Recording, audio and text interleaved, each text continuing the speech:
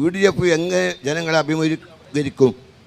ക്ഷേമ പെൻഷൻ ഇപ്പോൾ KC വേണുഗോപാൽ അദ്ദേഹം പറഞ്ഞു ജനങ്ങൾക്ക് കൈക്കൂലിയായിട്ട് കൊടുക്കുന്നു എന്ന്.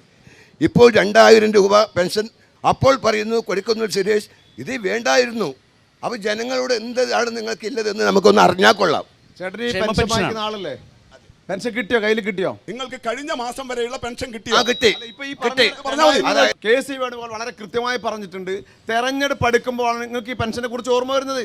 കഴിഞ്ഞ നിയമസഭാ തെരഞ്ഞെടുപ്പിൽ LDF ഇറക്കിയ പ്രകടന പത്രികയിൽ 2500 രൂപ കൊടുക്കുമെന്ന് പ്രഖ്യാപിച്ചു. എന്നിട്ട് ഇപ്പോൾ ഈ നിയമസഭാ ഇലക്ഷൻ എടുക്കുമ്പോൾ അത് 2000 പ്രഖ്യാപിച്ചു. അപ്പം 2500 നിങ്ങൾ ചോദിക്കാത്ത അത് നല്ലതല്ലേ? അതായത് എന്താ ഇലക്ഷൻ ആകുമ്പോൾ മാത്രം ഇത് ഓർമ്മ വരുന്നു. ഞങ്ങൾ ആരും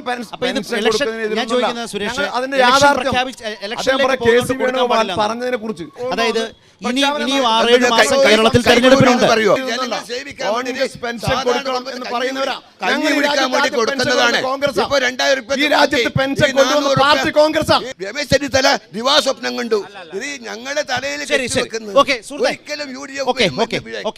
മുസ്തഫ, പെൻഷന്റെ കാര്യത്തിൽ കോൺഗ്രസ് നിങ്ങൾ എന്തിനാണ് തെരഞ്ഞെടുപ്പിലേക്ക് പോകുമ്പോൾ കൊടുക്കുന്നത്? 2500 പറഞ്ഞവരല്ലേ നിങ്ങൾ എന്തുകൊണ്ട് 2000 ഒതുക്കി? അല്ലെങ്കിൽ ഇപ്പോഴാണോ അത് ചെയ്യുന്നത് എന്ന തരത്തിലുള്ള വിമർശനമാണോ അവർക്ക്? അതെന്ന് വെച്ചാൽ ഈ സാമൂഹ്യക്ഷേമ പെൻഷനോട് അതിൻ്റെ തുടക്കകാലം തൊട്ട് അലർജിയുള്ള ഒരു പാർട്ടിയാണ് കോൺഗ്രസും UDF-ഉം. 1980 EK നായനാർ ഗവൺമെൻറ് കർഷക തൊഴിലാളികൾക്ക് അന്നത്തെ 45 രൂപ, അന്നത്തെ 45 എന്ന് പറഞ്ഞാൽ 5 രൂപയ്ക്ക് ഒരു ഊൺ കാഞ്ഞങ്ങാട് ടൗണിൽ കിട്ടുന്ന കാലമാണ്. 2 രൂപയ്ക്ക് ഒരു കഷ്ണം പുട്ടും കിട്ടും, ഒരു ചായയും കിട്ടുന്ന കാലമാണ്. അതുകൊണ്ട് അത്രയും മൂല്യമുള്ള 45 രൂപയാണ് അന്ന് കൊടുത്തത്. അന്ന് അത് പ്രത്യുൽപാദനപരമല്ല, അത് ബീഡി വലിച്ചും കള്ളു കുടിച്ചും തീർക്കും എന്ന് നിയമസഭയിൽ പ്രസംഗിച്ചതിൻ്റെ രേഖ അന്നത്തെ പ്രതിപക്ഷ നേതാവ് ശ്രീ K കരുണാകരനുണ്ട്. അത് തൊട്ട് അവർക്ക് അലർജിയാണ്. അതുകൊണ്ട് അവരുള്ള കാലത്തെല്ലാം അതിനെ തകർക്കാനേ ശ്രമിച്ചിട്ടുള്ളൂ. ഇന്നിപ്പോൾ അത് 2000 രൂപയിലേക്ക് എത്തിയത് 2016 വരുമ്പോൾ 600 രൂപയേ ഉണ്ടായിട്ടുള്ളൂ. ശ്രീകാന്തിൻ്റെ പാർട്ടി ഈ കേരളത്തെ സാമ്പത്തികമായി വരിഞ്ഞ് മുറുക്കുമ്പോഴും ആ പ്രതിസന്ധികൾക്കൂടെ ഇടയിലാണ് ഇത് കൊണ്ടുവന്നത്.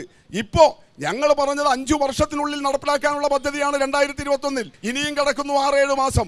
അതിനു മുമ്പേ ഞങ്ങളത് നടപ്പിലാക്കി. നവംബർ 20-ാം തീയതി സുരേഷിൻ്റെ അയൽ വീട്ടിൽ 3600 രൂപ ഈ 2000 ഉൾപ്പെടെ കിട്ടും.